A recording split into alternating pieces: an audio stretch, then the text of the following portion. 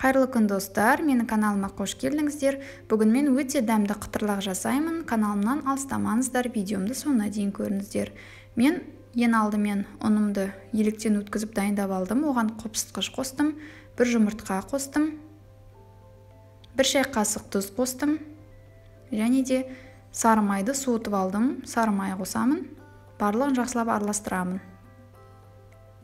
Одан кейін жылы сүтімізді кішкене-кішкенеден қосап отырып, жұмсақ қамыр илейміз.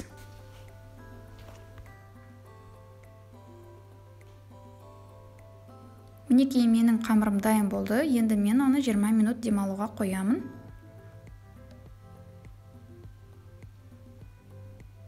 Менің қамырым дайын болды. 20 минуттай уақыт өтті. Енді мен қамырымды екі бөлікке бөліп аламын. Қазір илеуге ыңғайлы болу үшін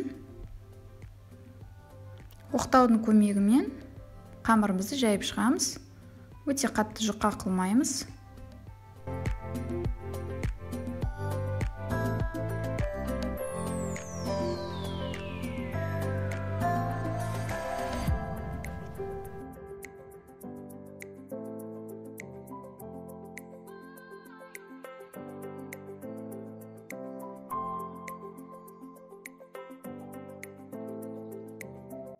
Міне осындай етіп мен қамырымды жайып алдым. Өте қатты жұқа болмау керек, видеодағыдай.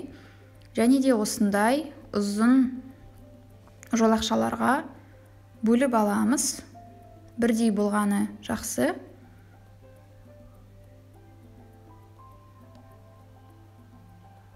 Осылай етіп барлығын бөліп шығамыз.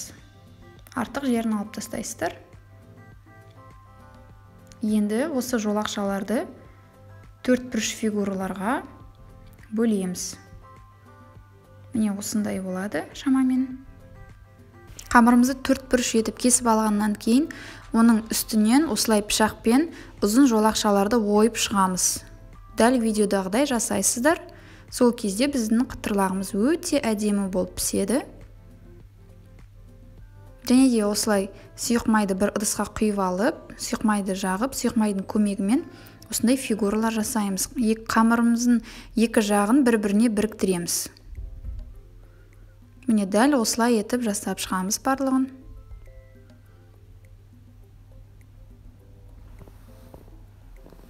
Мінекей достар, осындай фигуралар бізде пайда болады.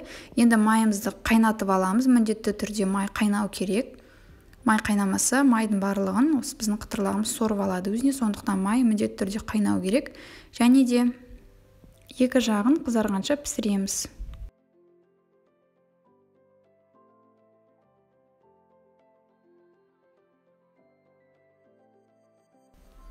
Мінекей менің қытырлағым пісіп қалды. Осылай майдан сорғытып аламыз. Міне осындай өте әдемі қытырлақтар шығады. Дайын болған қытырлағымызды дастарханға солайда берсеңіз болады. Мен бүгін сироп жасаймын. Маған бір ас қасық бал қажет болады, және де оған бір ас қасық қант саламын, су құямын, лимон қышқылын қосамын, барлығын отқа қайнағанша қыздырып аламын. Мінекей мен сиропым дайын болды. Енді дайын болған қытырлақтарды сол сиропқа батырып аунатып аламын. Және де біздің қытырлағымыз дайын болды. Менің рецептім ұнаса маған лайк басыңыздар, комментарий жазыңыздар және арнама тіркелуді ұмытпаңыздар.